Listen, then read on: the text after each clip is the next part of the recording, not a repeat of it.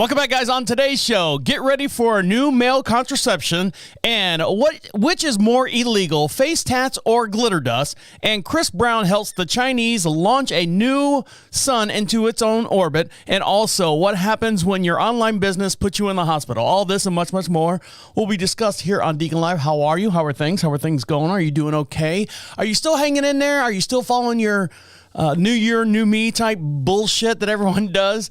And I think the 21st is the cutoff time. Usually it's 3 weeks into the first year where everyone goes, you know what? I'm fuck it. I forget it. I failed. I've done it again. I can't do it. I'll do it maybe after Easter. And that's the next threshold that you have to get through. Now, something that's pissing me off. Oh, before I continue, don't forget, we broadcast just outside of Charlotte, North Carolina, beautiful little town we like to call Marshville. We sit up on about 22 some odd acres here. We have horses, chickens, cattle, dog. One of our dogs passed away, so we're down to one. I say down to one. We have one dog. Cookie Puss, Pookie Dookie Bear passed away this past week. I know she was 14. She hung on there as long as she could. She passed in the middle of the night very peacefully and stuff. But Pookie Dookie Bear did pass away this past week. And so we've been dealing with that here on the ranch. But we do have Cookie Puss. She's a bulldog as well. I think she's 11. We have cats, the neighbors' cats, dogs, chickens, and all that stuff as well. And if you want to follow us on your social networks, the way you do that is go over to Prophet Radio, PROPHET Radio, click on social contacts, and don't forget for every podcast we do, we have a matching video as well. That's over there as well. And like us on our Twitch channel and our YouTube channel as well. Now that I've got all that out of the way, I play Call of Duty because outside of doing stuff here on the farm, I've got a lot of downtime. When I say a lot of downtime, there might be 1 or 2 days where I can physically just sit down and, well, don't you have the weekend, Deacon? No, on the weekend I'm doing shit all the time because my wife is now off work. My wife works Monday through Friday. Excuse me. My wife works Monday through Friday.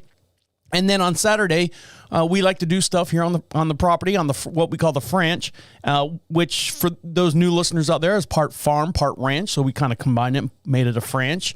And my wife likes to do things, so we'll build stuff and do projects here on the property. So I usually get like a Tuesday and Thursday is the days I usually take off and just kind of hang around here at the house and, watch TV. And I play Call of Duty is where I was going with this. Call of Duty. And it's the one, Eastern, hold on, what's it called now? Pacific West or Pacific East or something like that. I don't know. They update every 5 minutes. Season 6, Season 1, I can't keep track of them anymore. I just play the quick play games.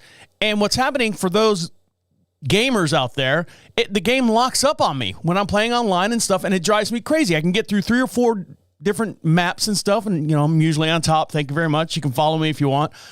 But the game locks up on me, so I'm literally, it's the only game that's on there that locks up on me, and I don't understand why. It just freezes up. Like the whole PlayStation will freeze up on me, and I'm like, I don't get it. All the other games I play on there, which are actually loaded on the machine, don't do that. But the Call of Duty one, I don't know if you guys are feeling that. I know I've probably lost like 30% of the audience right there. Call of Duty, fuck that. Talk about something stupid. All right, I will.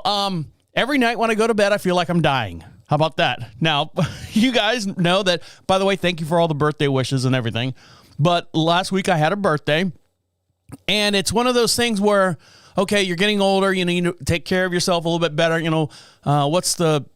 Is it Tim McGraw? He said, drink a little bit more iced tea or a little bit more lemonade or something like that. It's a country song out there. So I have been doing that. Excuse me. Still a little early here for me. And, so when I go to bed at night, I even told my wife, I said, I have sleep anxiety. And when I say sleep anxiety, I feel like when I go to sleep, I'm not going to wake up. I feel that way. And it's even now compounded more and more. You had Sidney Poitier that just passed away a couple weeks ago. You had Betty White, America's grandma. Betty White passed away in her sleep. And then just recently in my hometown of Orlando, Florida, you had Bob Saget that just passed away in his sleep. And so, add that on top of the backpack of anxiety that I already have. And I'm sitting there, and it's one of those things where Ray Romano said at one time, if you feel a lump on one side of your body, you kind of look on the other side to see if it's a set. It's a matching. I'm supposed to have that, that bump there, that lump, that whatever that is on both sides. But I'm laying in bed, and sometimes I catch my breath. I know. I need the CPAP machine. But I'll be laying in bed and something will happen. And, what is it? Sleep paralysis. And all of a sudden your body just jump shakes. And then, of course, I read an article that says, hey, if that ever happens to you, your brain is like shocking your body to see if you're still alive. What do you mean if I'm still alive? If I'm still alive, I'm still alive. My brain doesn't know if my body's alive. So it does that quick jump jerk thing. So I'm sitting there laying in bed and it's the little things. And you're like going, oh, my God. You're in your brain. You're like going, okay, this is... oh, my fingers are numb. Why is my fingers numb? Oh, because I'm laying on them. And when I'm playing the PlayStation game, I'm sitting there, my arms will get numb. Why are my arms getting numb? Oh, because I haven't moved in 4 hours and I've got, carpal tunnel in my finger. So it's, for every symptom that I have an explanation. My brain makes me explain it out of death, like you're not dying. But I mean, there's some parts where I lay down in bed and I kind of, take a deep breath and I'm like, oh man, something doesn't feel right. Is this it? Is this the night? Is it? And it's not the night that's going to happen. It's not going to happen this time. But I mean, I have this anxiety, I'm going to pass away or die or something bad's going to happen to me. And of course, I just said, Pookie Dookie Bear passed away. She passed away bright and early on Thursday morning and she was fine. I went out there in the kitchen and she was laying on her bed and she was sleeping. And came in the bedroom and stuff, and she followed right behind me. And then I heard this, clump. She just fell right over, and I looked down, and sure enough, she passed away right there. So, we're fragile human beings. Human beings are so fragile, and they say that all the time. Tell everyone you love them, because this might be the last day type deal. And I'm not don't worry, we'll get into the funny and distasteful stuff here in a little bit, but I was just thinking about that. You get a year older and you kind of sit back and go, Jesus Christ, we just came out of 2021 and now we're in 2022. It's going by too fast for me. It's going by way too fast for me. And I just don't want to miss out on anything. And so I was just kind of, self-pity to myself as I cry into my beer. Oh, so I hope you guys are doing well. So, I mean, yeah, it's been bothering me, and it weighs in the back of my mind. My wife will catch me staring at the wall, and she was like, "What are you doing? What are you thinking about?" You shake yourself out of it, and you go, "No, nothing." I don't want to say, I'm thinking about dying, that type thing. I'm sure everyone thinks about dying, but for the most part, it's been catching up with me a little bit more and more. And we'll go to the doctor. Go to the doctor and see what they have to say. Well, I've been pushing the doctor visit off more and more. And I'll dive into that, and I got a couple articles that probably explain why I've been not pushing the doctor off, but the reason why I have this anxiety about going to the doctor. And we'll get into that in this week's show. So stick around. You're listening to Deacon Live right here on Prophet Radio. I'll be right back.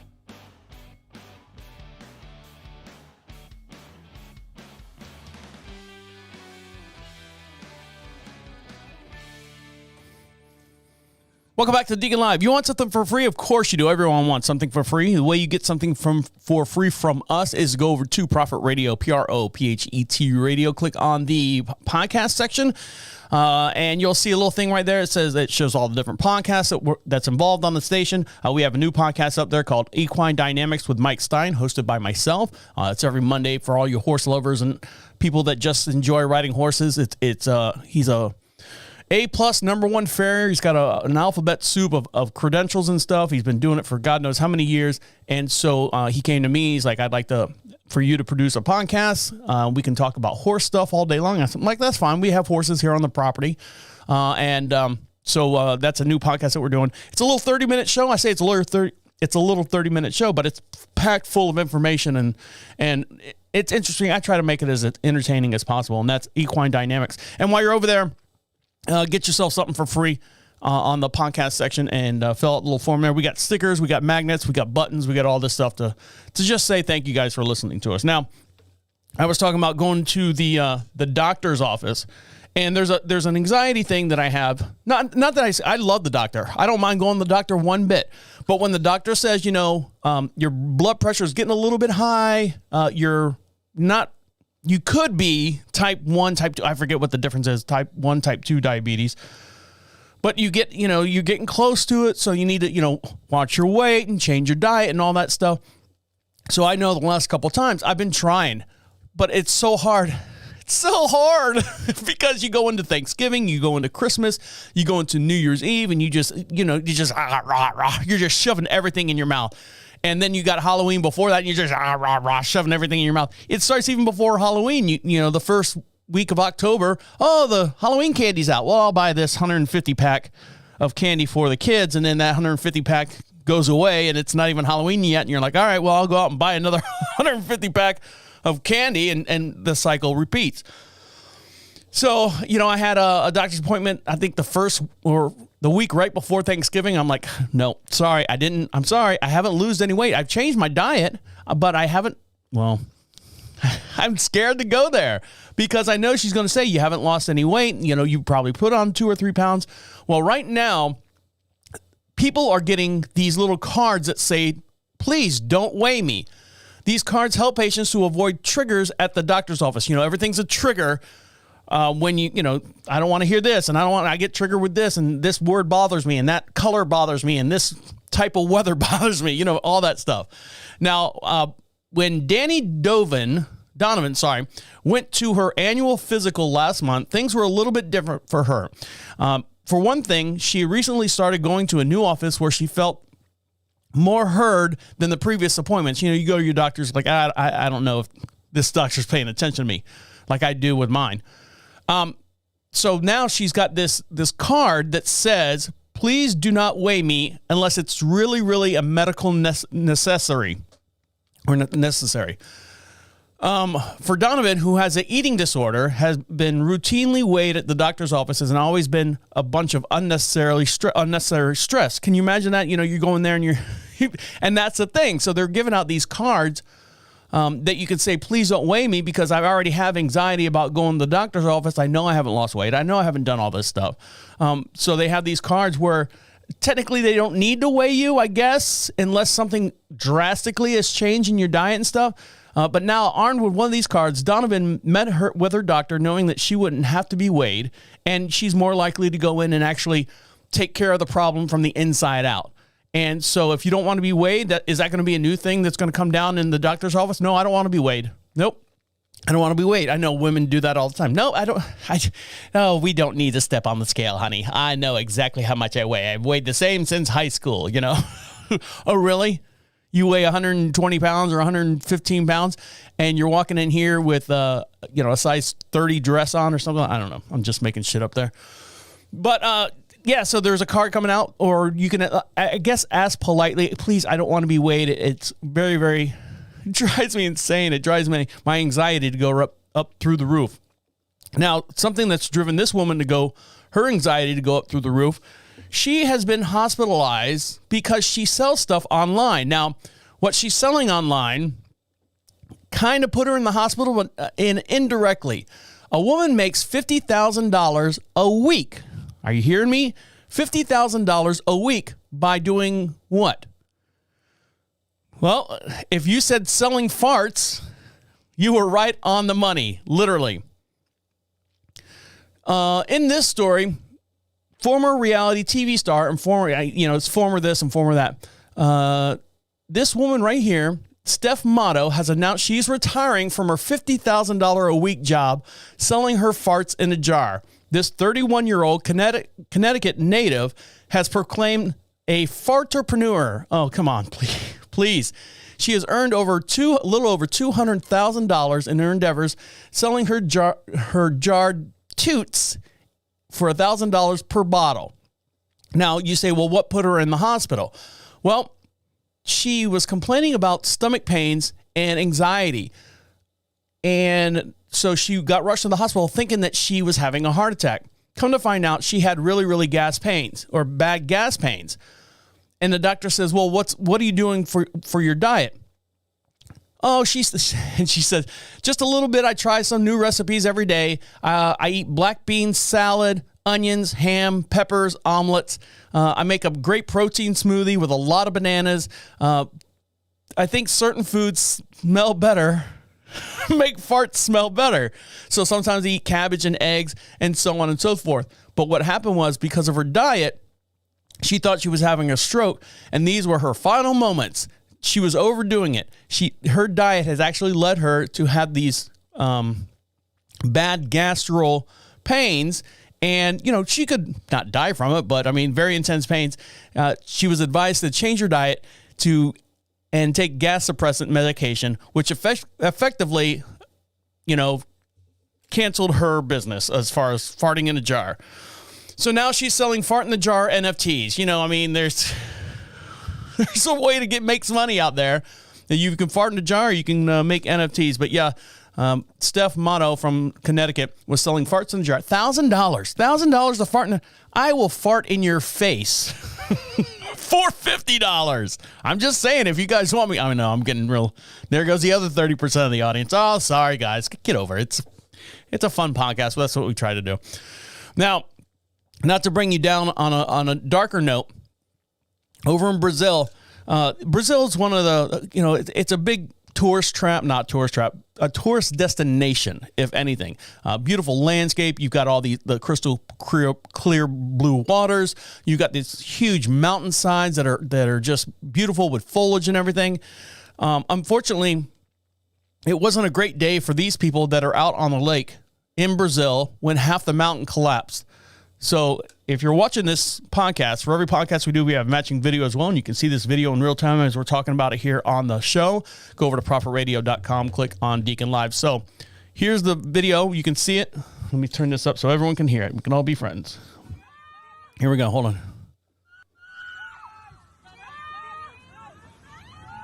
So you can see here the whole there's all these little boats, little 19-foot boats. They hold approximately, 10, 15 people. Maybe, I'm sorry, not 10, 15, maybe close to 6 to 8 people in the boat. And you've seen these rock ledges, it's all rock and stone face. And then on top is the grass and the greenery and everything like that. Now it's been raining for the last couple days and stuff, and years of erosion has taken place. Of course, it's a planet, Earth's what we call home. And this whole entire rock sledge, almost like those videos you see where the iceberg, a sheet of the iceberg just slides off into the water. Well, this mountain slid off, and there was a couple boats underneath it. So if you're watching this video, you can see it. It's kind of disturbing because you can see these two boats actually get smashed up underneath it. So here you go.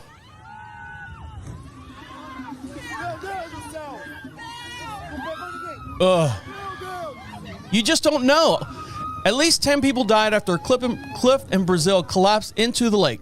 The cliff wall, which is subject to centuries of erosions, has endured heavy rain in the recent weeks. Dozens of people were injured, and more than 20 are still missing out of that thing. And here they are. They're scrolling around. Here's the dive team. Heavy rains have overwhelmed the region in recent weeks. Furnace. Hold on, let me pause this. Furnas. Furnace Lake is located in a popular tourist area. It draws about 5,000 tourists on average weekend and up to 30,000 on a holiday. So they have you can rent all these boats and stuff. Here they are carrying some of the survivors out of the water. Horrible, terrible thing that could happen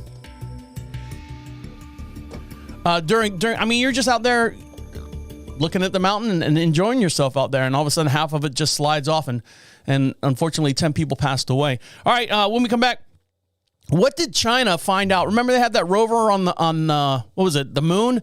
What did China find out what that big mysterious hut was? They got up close to it, and they were pretty shocked of what it was. Stick around. You're listening to Deacon Live right here on Prophet Radio. I'll be right back.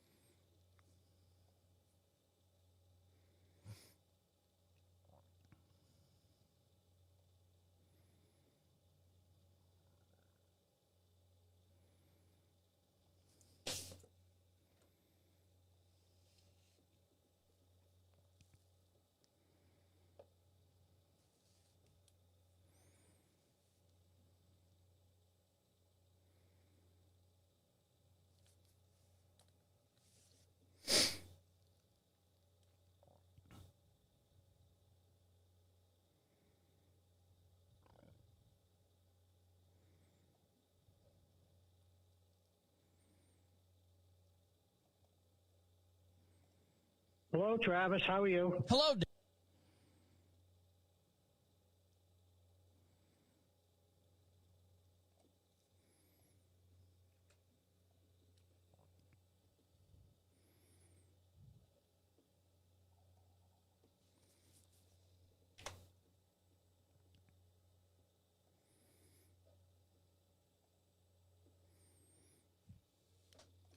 Welcome back to Deacon Live. Make sure you follow us on all your social networks. And if you would like to be heard, everyone would like to be heard. The way you do that is go over to prophetradio.com, PROPHET radio. Click on the little Be Heard section right there on the homepage. You'll hear some music and stuff going on. Click on that. Opens up a microphone right on your tablet, on your smartphone, or wherever you're listening to us from. You can leave us a message. Comes right to our inbox. If you get it in early enough, we can play it on this podcast. And you can ask us any questions about any podcast in the past or future if you would like. Now, before we go any further, let's find out and get caught up with IT Dan.